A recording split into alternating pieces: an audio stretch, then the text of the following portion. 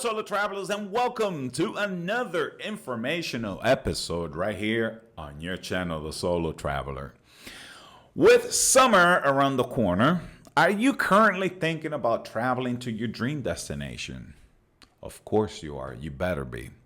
Have you wondered, though, if you need a visa to get there? Because you'll be surprised at how many people miss the boat on this. Then they get to the airport and oops. I definitely don't want you to be that person. If that's your situation, you're unsure whether you need a visa or not, then this video is for you. I will tell you exactly how to find out if you need a visa for your destination, regardless of your nationality.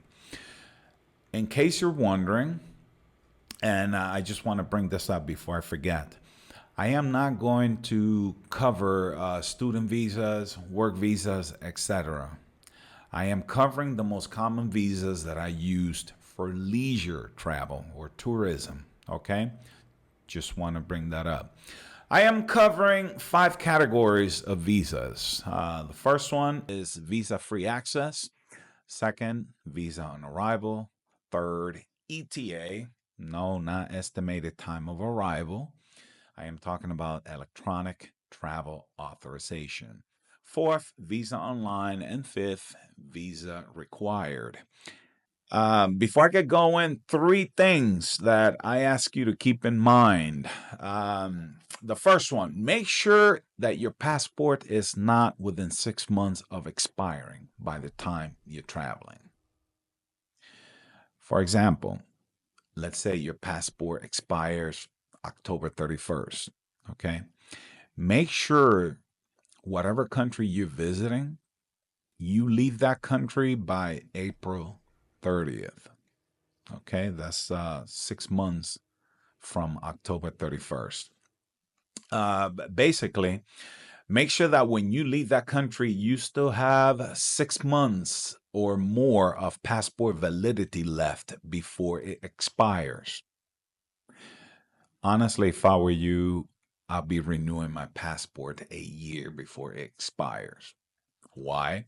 Just in case any issues with your application, like the passport picture is not within standards, or you accidentally provided the wrong information on your application, which could delay it.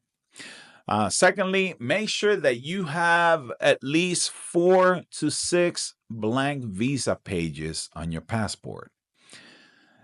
Last but not least, definitely, and this is the most important one, definitely make sure that your passport is not damaged.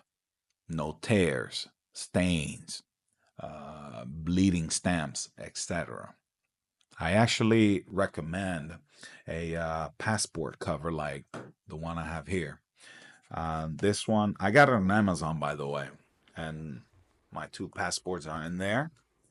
It keeps the passport in pristine shape. Both of my passports are in there, so they're both like brand spanking new. So I recommend it. I got this one on Amazon. Anyhow, if you have any of those 3 issues that I just mentioned, you're risking not being admitted to the country you're traveling to. Heck, you might not even be allowed to board by the airline because guess what?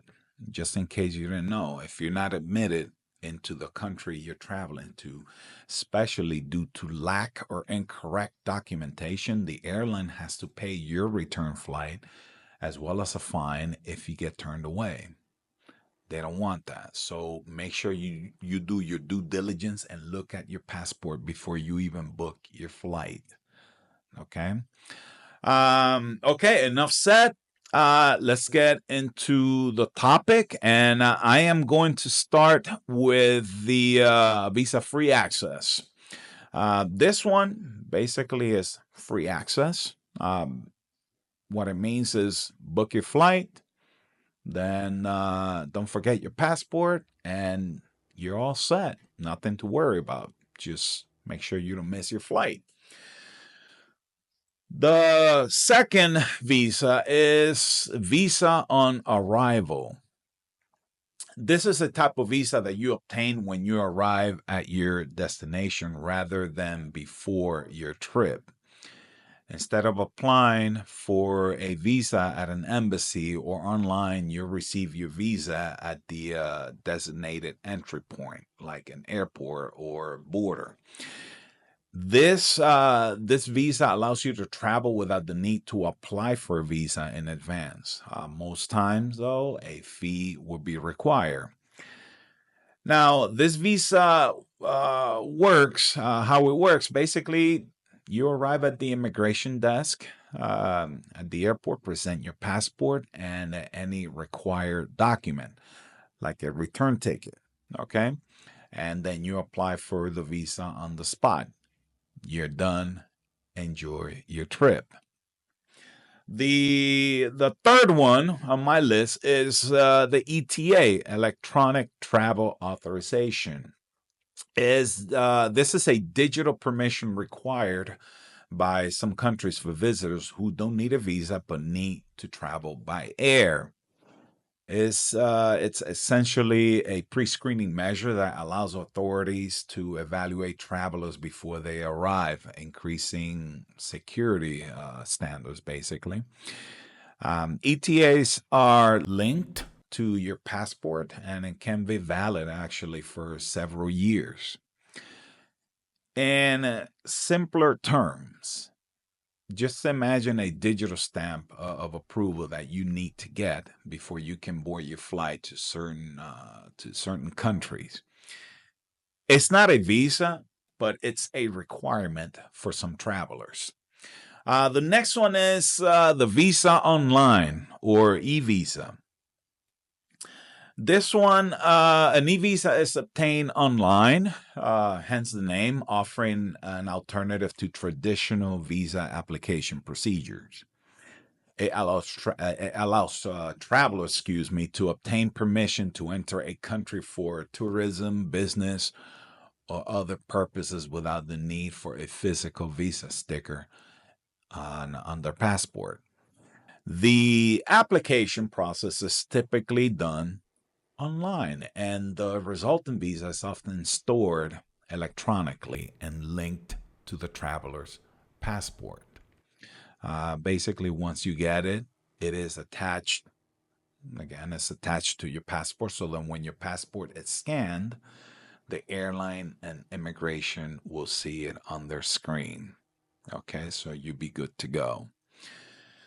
The next one is the visa required, meaning you have to submit an application online, provide supporting documents, pay your fee, and most times attending an interview at the embassy of the country you wish to visit.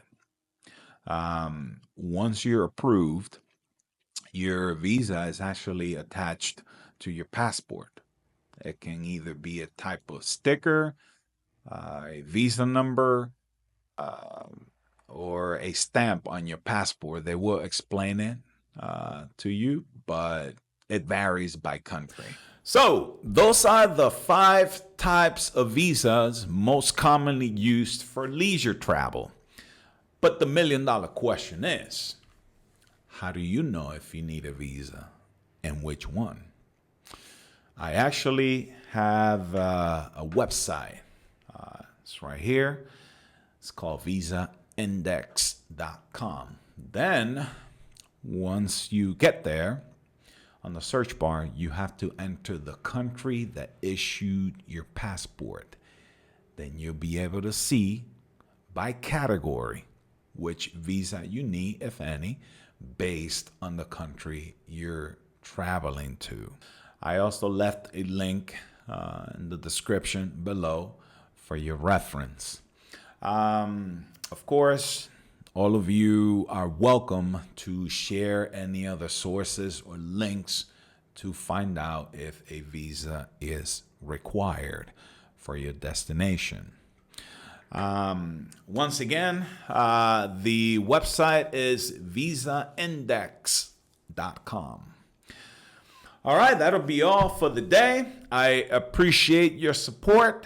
Thank you all for watching. And as always, safe travels, my friends.